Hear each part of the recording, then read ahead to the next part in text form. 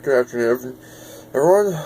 This is your humble host, Inzar. I have the terrible reason why I'm wearing this sort of coat thing and beanie is because it's a little cold out. Sorry if I keep sniffling throughout this video. I'm not really feeling that super healthy at the moment. This winter has been really hard. Been thinking this over for quite a bit. It's 11 a week. Still trying to process everything that's happened. And still thought of definite answers. And the reason it's not sooner because I'm working a new job. I'm working graveyard hours, and that's not playing really well for my sleep and my feeling really energetic. I had 2 cups of coffee this morning, not really feeling that well, and I'm feeling less energetic now than when I got up. I got up super early, at nearly 7, but anyways, on to the reason I'm making this video. The reason I'm making this because my beloved football team, the San Diego Chargers, about a week ago, as of tomorrow, announced they're leaving San Diego. They're going to LA. If you're asking me how I feel about it in one word, I'm just pissed off that happened. I really am just upset. We'll see a punked, screwed over. There's no end. The words can you describe some of them I don't feel like using here. It's that bad. About a week ago tonight, I was looking through the internet stuff and saw they were intending to announce their intention to move the next day. Sure enough, I get up, log on to Facebook, found that a page you're following just changed its name to from San Diego Chargers to Los Angeles Chargers. For everyone, it's just like, why did this have to happen? I thought of some multiple reasons it could. Well, first thing, there's a whole stadium spiel. I dragged out for God knows how long, since like the early 2000s or something. I only picked up on it around 2010. Wasn't real much of a fan at the time. Only watching Super Bowls and stuff. My family.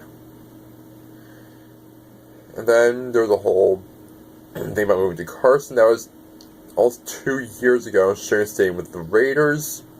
If you know me, you know how bad I hate them, which is to say, very bad. Else anyone who could think rationally knew that would just miserably fail. Like, the place would just burn down after just one season, and the National Guard probably wouldn't be bothered to provide security for the place twice a year. Thank God that didn't work.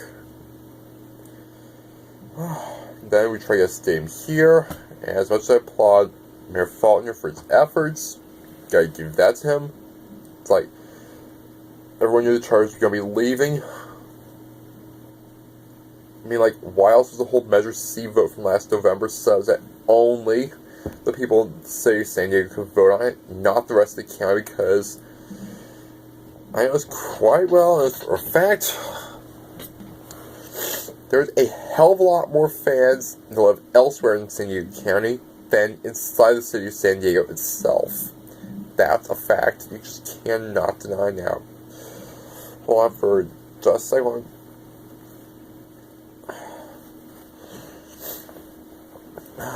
It's like, why else would the vote be set up so it would fail? I don't know. In Spanos, like he's being offered $650 million to stay put, but be charged that much for leaving. It's like, you're being offered money to stay, but you're going to be charged money to leave, and to leave, I still don't get it, and I don't know if anyone else would either. And then there's just the whole fan support. It's like there's not really that much people in San Diego that have $1 billion or something lying under their couches. Like, I don't have that much money either. Although if I could contribute just $1 to the cause, I would. It's like, fans here, I haven't seen it for myself, but I heard all the stories that in the LT days, we were winning the division and everything, the same as packed with Charter fans. The place was rocking and rolling all the time. And then, after he left, and the team crashed and burned, it just went completely. Over the last couple of years, I've only been to 3 Charter games. I don't notice that much difference in support. It was like half and half on each side of the stadium. As for the Rams thing, I went to that Rams game in 2014. I still have my ticket. There were quite a few fans sporting LA Rams gear. Because what I was doing that game was hanging out daily times in the parking lot, the people coming in. It's like, here we go, here's 1 or 2. The most we could give was 4, but there were some fans who had more. Like one driver said, I like 8, please. I'm like, and I can only oblige him. Quite a few fans wearing LA Rams gear, some of the older Kurt Warner, Marshall Faulk jerseys floating around. You can really tell who is what because the colors are so similar. And just for the record, we won that game. With that final interception, it took the better part of 10 seconds to figure out what happened. But anyways, I'm getting off the subject here. Fact is, I heard at last number's game against the Raiders, there were like 55 or something Raiders fans showed up. That's to speak fan support. The Raiders have been overrunning games for years. They do that to everyone. And then there was like the Steelers game last year. It's like you could easily mistake the place for some transferring of Pittsburgh over here, and frankly, I couldn't blame you. And then there was the Patriots fans game the year before that. Hearing all the cheering when Bears get sacked, or all the Brady, Brady chants. That just made me sick to the stomach, that game.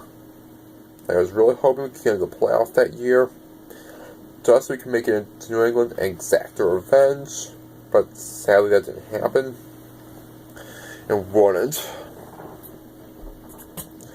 Same fans, knew the team was going downhill, just walked out. I'm sure Dean brought in Mike McCoy just to train wreck the team, just so he could say to the NFL, hey, look, we got no fans, we got no support, we gotta move.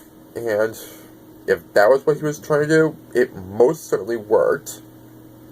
The fact that I heard they recently fired John Pagano, the defensive coordinator. He wasn't told that until it got announced over this thing called Twitter. They fired strength and conditioning coaches and their special teams coordinator. They only wait for this after they get to LA. If this does not spell conspiracy, there's nothing that does. And it's just painful, heart-wrenching, everything. It's like every year they're hoping they can win a Super Bowl, but now it's like so much for that. Especially even worse considering the fact that I'm also planning on running from California, or running from San Diego this year, either somewhere else in California or out of California itself. Some of the places I'm looking at are cities going to be hosting the team next year. And for schools I'm going to go to, I'm planning to go to schools in Fort Worth, Texas, in Denver, in New York City. That's where I'm planning to go. And I can't imagine how I would be there. Knowing my team's going, or what might be my team's going to be playing just a couple blocks away, and I don't want to support them. Now, where do I go from here? Do I support another team? Or do I just quit following football altogether? I don't know. Might make up my mind after the Super Bowl. Thing is, I have to Facebook on Christmas Eve. Who should I support next? Like, just as long as it is not another AFC West team or any AFC South team, because my dad's a Saints fan, or the 49ers, or the Patriots, or the Cowboys. Can't stand any of them. It's like, to do that, or just quit football altogether. I had followed football and everything. Has been taking my time, and my family, well, my mom, has been happy with me over it, because they could be spending on doing other stuff. I'm already in college. I'm trying to do well. Probably got some C's and B's, which wouldn't be much concern, save for the fact that my family wants me to get A's, get a better GPA, get a better scholarship and everything. There's too much pressure, and I'm still unsure how to deal with it.